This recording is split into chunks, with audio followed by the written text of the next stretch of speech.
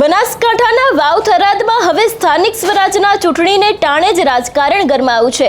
આપણે જોયું હતું કે કોંગ્રેસના નેતાએ ભારતીય જનતા પાર્ટી ઉપર આકરા પ્રહાર કરતા કહ્યું હતું કે છઠ્ઠીનું ધાવણ યાદ કરાવી દઈશું। એની જ સામે હવે ભાજપના નેતાએ ગુલાબસિંહ રાજપૂત ઉપર અને તેના પરિવાર ઉપર મોટા આક્ષેપો મૂક્યા છે। સમગ્ર મામલો શું છે તેની વિગતે વાત કરીએ। નમસ્કાર, હું હંસિની અને તમે જોઈ રહ્યા છો નિર્ભય ન્યૂઝ।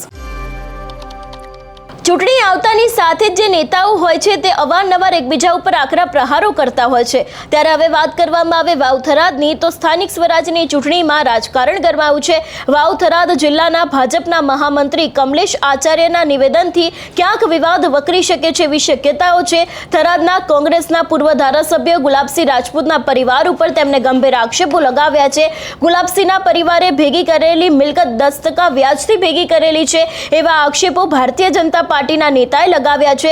એક તરફ ગુલાબસિંહ એવું કહે છે કે ભાજપને છઠ્ઠીનું ધાવણ યાદ કરાવી દઈશું અને એનો જ વળતો જવાબ આપતા હવે ભારતીય જનતા પાર્ટીના નેતાઓનું નિવેદન સામે આવ્યું છે, જેમાં કહેવામાં આવ્યું છે તમારા પરિવારે વર્ષો પહેલા 10% વ્યાજ લઈને અહીંના લોકોને તમારા પરિવારના લોકોએ છઠ્ઠીનું ધાવણ યાદ કરાવી દીધો હતો। એવા જ આક્ષેપો અહીંયા ભાજપના નેતા દ્વારા મૂકવામાં આવ્યા છે। એટલે જે રીતે ભારતીય જનતા પાર્ટીના નેતાએ ગુલાબસિંહ રાજપૂત અને તેના પરિવાર ઉપર જે આક્ષેપો મૂક્યા છે, સૌથી પહેલા તો એ સાંભળીને જે તે સમયે ગુલાબસિંહ રાજપૂતે ભારતીય જનતા પાર્ટી ઉપર પ્રહાર કરતા શું કહ્યું હતું તે પણ સાંભળીએ। અને ત્યારે યાદ કરાવજો કે આ આગેવાને મને આવી તે યાદ કરજો, છઠ્ઠીનું ધાવાને બધાને યાદ કરાવવાનું છે। પણ તમે બધા મજબૂત હશો તો થશે। કેમ કે આપણા ઉપર જે વીતી થઈ એ દેખો, આપણે જે કરશો એ ભોગવવાનું છે અને ઈ કરશે અહીંયાને ભોગવીને જ આવવાનું છે। એટલે જે કરવું એ કરવા જો, પણ એને આ બધો આ જન્મમાં આ જ અવતારમાં હિસાબ કિતાબ બધાનો થવાનો છે। એટલે મજબૂત રહેજો। આ આપણી છેલ્લી પરીક્ષા છે ને આમાં જો અમે પાસ આપણે થઈ ગયા તો આપણને 2027માં કોઈ રોકનારું નથી। એટલે નાના મોટા મતભેદ ભૂલીને આગળ વધજો, સાથે મળીને તાલુકા પંચાયત, જિલ્લા પંચાયત, નગરપાલિકા બનાવશું।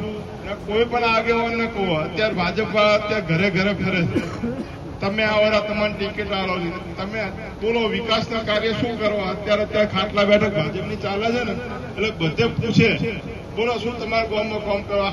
3 વર્ષ ત્યાં ચમ યાદ ના આવ્યું? તાર તો ઓલા કમિશન હાલતા હતા, અહીંયાનો કામ યાદ આવતા।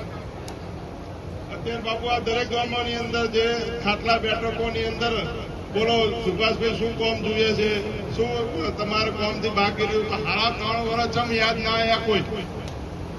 હવે આ યાદ, હવે વિકાસના કાર્ય, હવે ખાતમુહૂર્ત, અત્યારે વિકાસની વાત કરે। આ થરાદથી લઈને લાકડીનો રસ્તો હું ધારાસભ્ય હતો શિવાબા, એ વખતે અમે આજ ઓબાભાઈ સાક્ષી તમે હતા, આજ અહીં આપણે બધા ખાતમુહૂર્ત આ રસ્તાનું આપણે કર્યું હતું।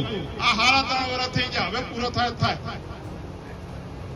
કે અમે આ ચૂંટણીમાં ભારતીય જનતા પાર્ટીને છઠ્ઠીનું ધાવણ યાદ કરી દઈશું।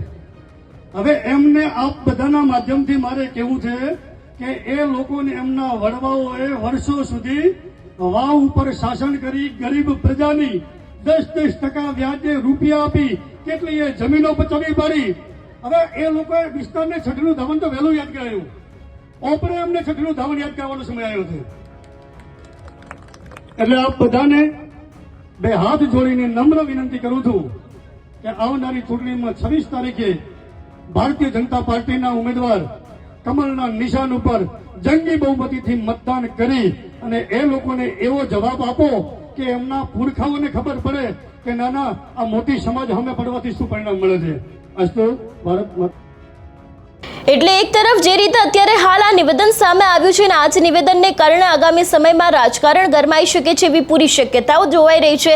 કારણ કે જે રીતે અહીંયા જે છઠ્ઠીનું ધાવણને લઈને અત્યારે હાલ વાત કરવામાં આવી હતી ગુલાબસિંહ રાજપૂત દ્વારા, અને એનો જ જવાબ હવે ભાજપના નેતાએ આપ્યો છે અને ગુલાબસિંહ રાજપૂત અને તેમના પરિવાર ઉપર અહીંયા સીધા જ આક્ષેપો મૂકવામાં આવ્યા છે। એટલે આગામી સમયમાં ક્યાંક આ જ સમગ્ર મામલે કોઈક મોટા ખુલાસા થઈ શકે છે એવી શક્યતાઓ પણ દેખાઈ રહી છે। વાત કરવામાં આવે વાવ થરાદના રાજનીતિ વિશેની, તો અત્યારે આપણે જોતા આવ્યા છે કે જે રીતે વાવ-થરાદનું રાજકારણ જામ્યું છે.